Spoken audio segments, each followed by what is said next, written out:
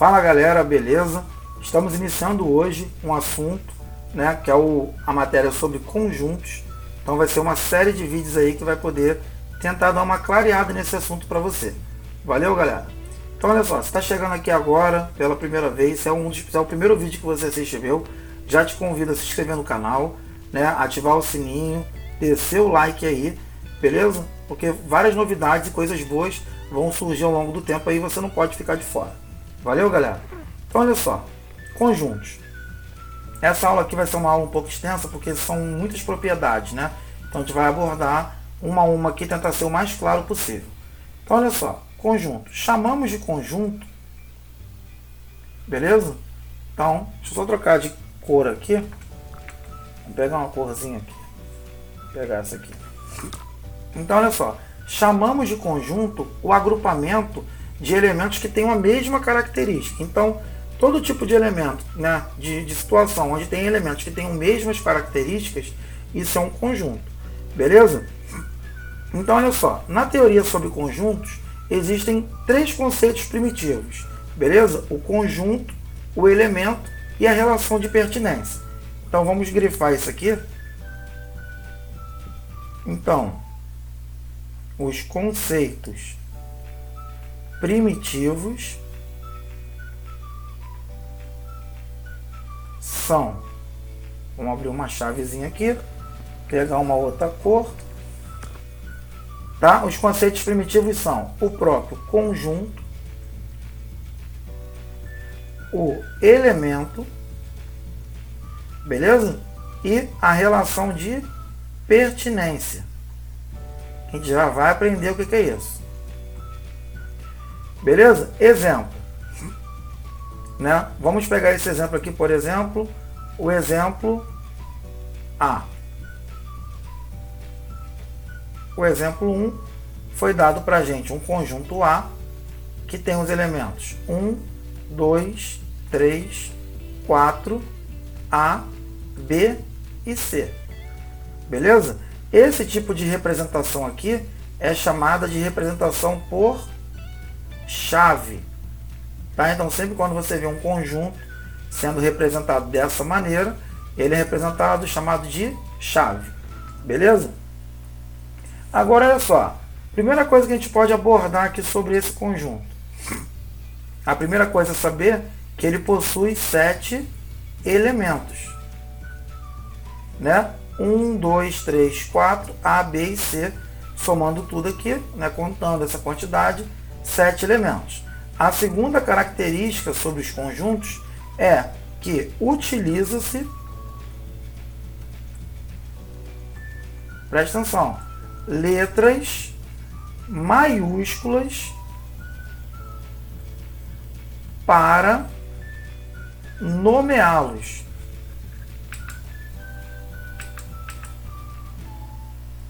Nomeá-los. Beleza? Então, para se nomear um conjunto, é utilizado letras maiúsculas. A próxima característica que nós temos aqui é o seguinte: elementos de um conjunto são separados por vírgula. Elementos de um conjunto são separados por vírgula. Beleza? Claro que quando a representação é por chave. Show? E a próxima situação aqui é os símbolos. Presta atenção. Os símbolos. Isso aqui é importantíssimo. Esse aqui, já sabe o nome dele?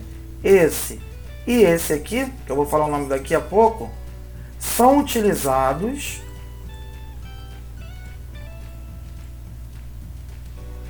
beleza? Para dizer se um elemento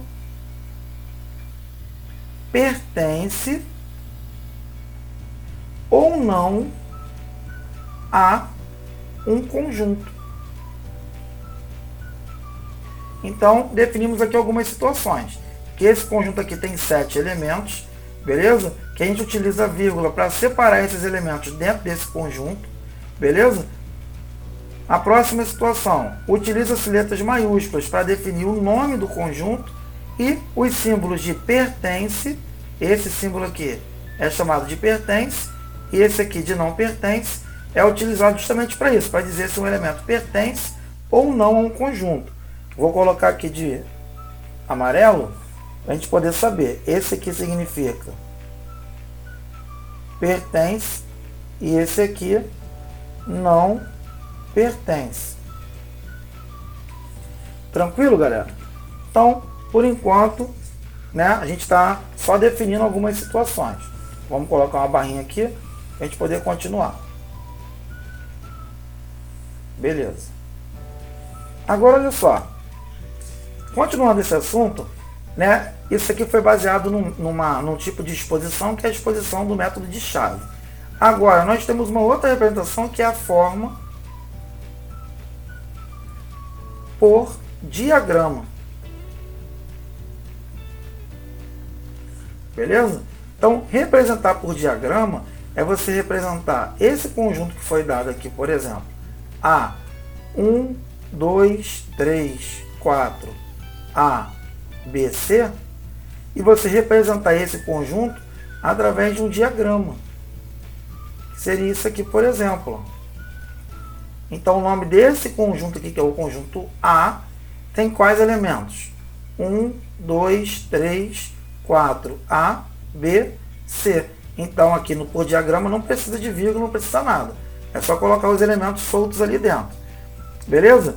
Agora, se a gente quisesse, por exemplo, quando a gente fala de diagramas, a gente consegue representar duas situações importantes, né, sobre os diagramas, né? A gente consegue representar várias situações, mas algumas que são bem latentes são as interseções. Beleza? Ou seja, quando eu tenho dois conjuntos, beleza? Ou quando eu tenho três conjuntos. Se eu tenho dois conjuntos, eu consigo interagir esses dois conjuntos, por exemplo, A e B, dessa forma aqui. A gente vai usar muito isso aqui. Então, aqui é o conjunto A, esse aqui é o conjunto B. Beleza? São as interações que geram interseções entre esses dois conjuntos. Agora, como que a gente interage três conjuntos? Olha lá, um aqui e um outro aqui. Então, aqui é o conjunto A, aqui é o B e aqui é o C. Então, aqui a gente interagiu dois conjuntos e aqui a gente interagiu quantos conjuntos? 3. Show de bola, galera? Então, fizemos aqui a nossa primeira parte. Agora, vamos lá. Dando continuidade a esse assunto aqui, deixa eu só apagar isso aqui e ir para a próxima página. Show! Agora, os elementos de um conjunto podem ser representados de forma direta ou indireta. Isso é uma coisa interessante. Beleza? Então, vamos pensar assim, ó, representação direta ou representação indireta. Ou indireta. Então, a representação direta é quando ele já te diz quem são os elementos desse conjunto. Então, por exemplo, o conjunto A são os elementos 1, 2, 3, 4, 5 e 6. Ou seja, o conjunto A tem esses caras aqui como elementos. Então, esse tipo de representação é representação direta. Beleza? Agora, como que seria a representação indireta? Olha só, o conjunto B é igual a x pertencente aos reais, tal que x seja menor ou igual a 6, maior ou igual a 1. Beleza? Então, eu representei isso aqui de forma indireta. Ou seja, eu ainda não disse quem são os elementos. Eu dei uma representação de como seriam os elementos. Então, quem seria aqui, na verdade, os elementos do conjunto B? Então, o conjunto B agora, escrevendo ele a partir da forma indireta, transformando na forma direta, são os elementos que são maiores ou iguais a 1, menores ou iguais a 6. Então, 1, 2, 3, 4, 5, 6. Beleza? Além disso, né, uma outra forma de representar ela na forma indireta é o seguinte, ó, L é igual a Q, tal que é paralelogramo, beleza? Que possui lados iguais, beleza? Ou seja, tem como representar isso aqui de forma direta? Não, porque eu teria que desenhar aqui todos os possíveis paralelogramas de lados iguais, e isso é impossível, beleza? Então essa representação aqui, ela se restringe à forma indireta, beleza? Só para você poder perceber que existem situações que só dá para ser representado na forma indireta, tá? Então a gente consegue perceber que para representar esse conjunto aqui, né, que são os paralelogramas que possuem lados iguais, eu teria que desenhar todos esses paralelogramas ali, o que tornaria impossível.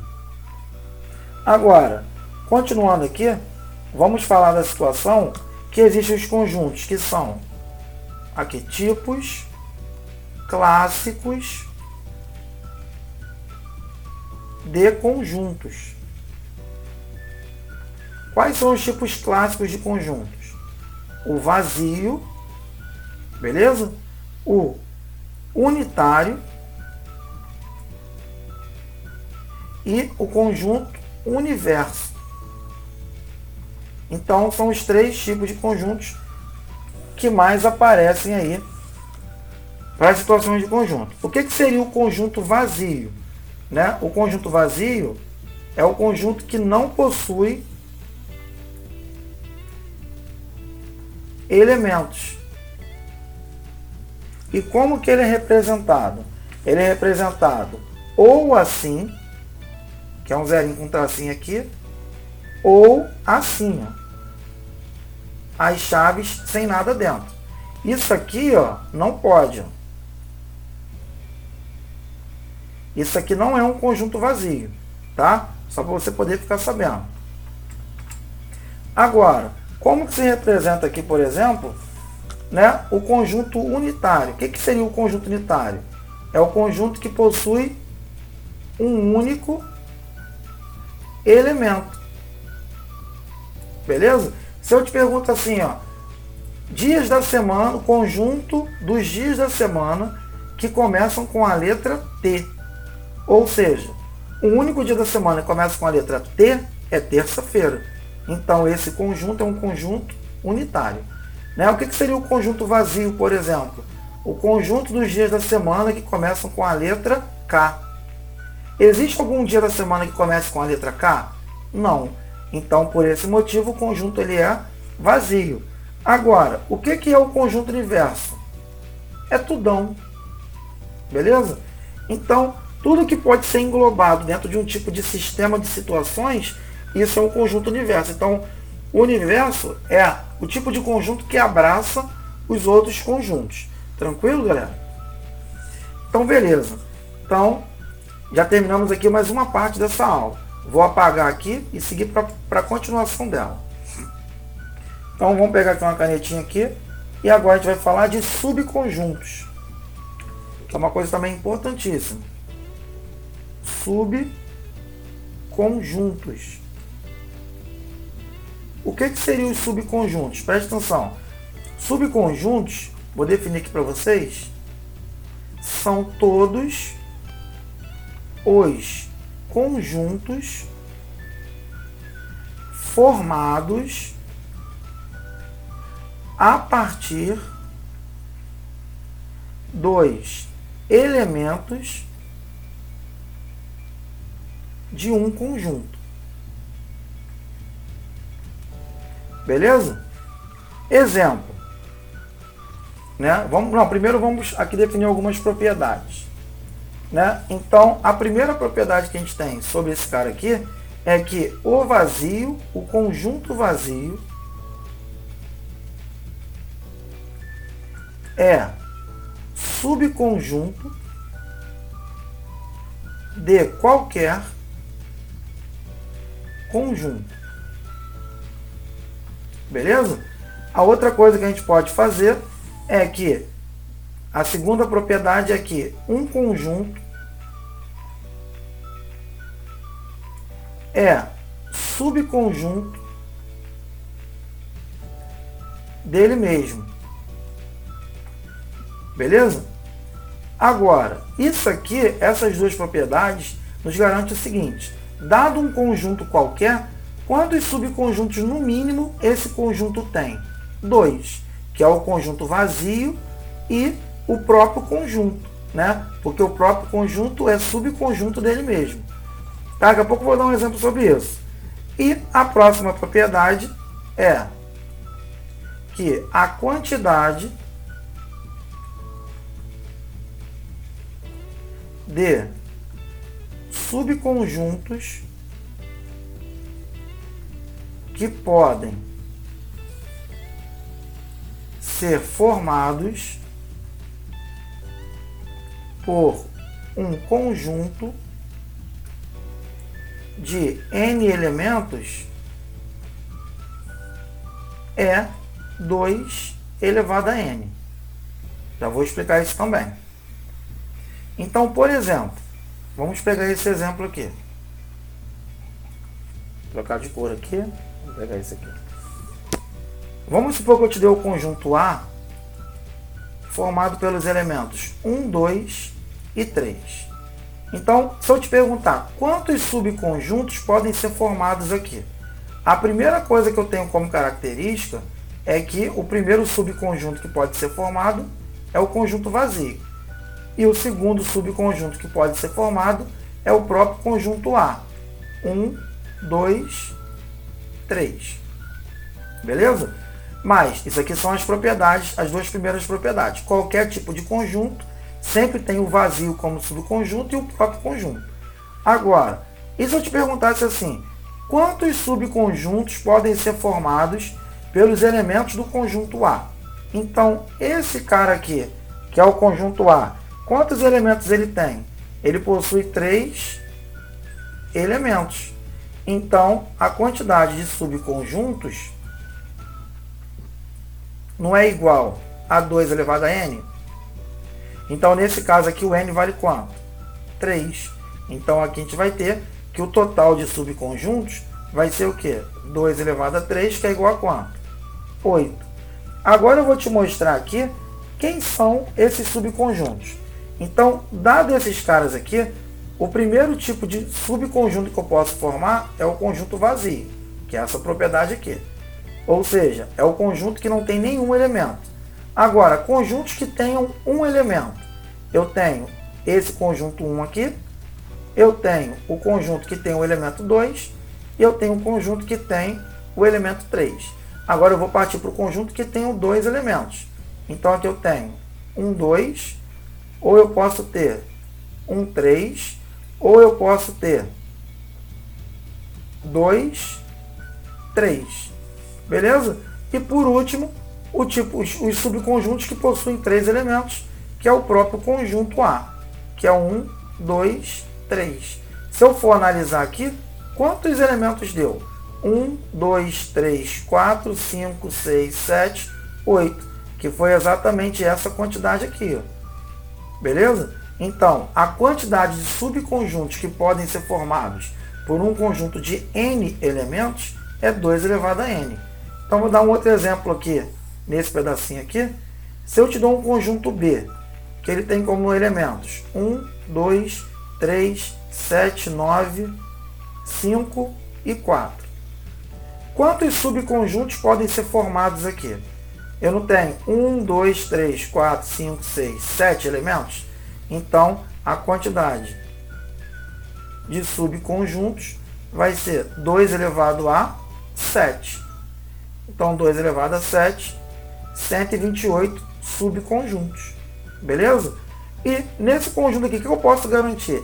Eu posso garantir que nele tem um conjunto vazio e também tem o próprio conjunto B, que é esse conjunto aqui. Tranquilo, galera? Então, a gente agora vai fazer só mais uma situaçãozinha sobre a relação de ser contido ou não, né? Beleza? Na verdade, alguns exemplos, né? Para a gente poder conseguir definir, finalizar esse assunto, tá? Então, vou tirar essa aqui para dar continuidade. Então, vamos pegar aqui uma outra cor. Vamos pegar aqui o primeiro exemplo. Então, o primeiro exemplo fala o seguinte: sendo